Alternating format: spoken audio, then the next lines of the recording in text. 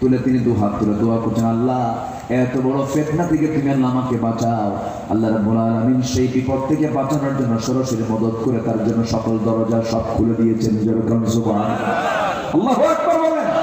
আল্লাযীনা জাহাদু ফীনা লানাহদিয়ান্নাহুম সুবুলানা, যে আমার পথে আসতে চায় আমি তার জন্য এক দরজা না হাজার দরজা তার জন্য আমি খুলে দেব। এই জন্য আল্লাহর কাছে চাইতে হবে, আল্লাহর কাছে বলতে হবে। আমার বন্ধুগণ,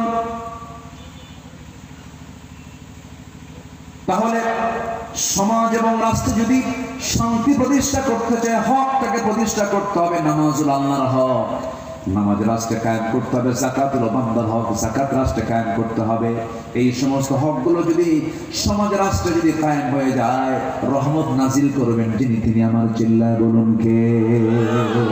যে দল নামাজ চায় না, যে দল যাকাত কায়েম চায় না, ওই দল মুসলমানের দল হতে পারে না। ওই দল মুসলমান করবে না, ওই দল শয়তানের দল। কিসের দল বলেন?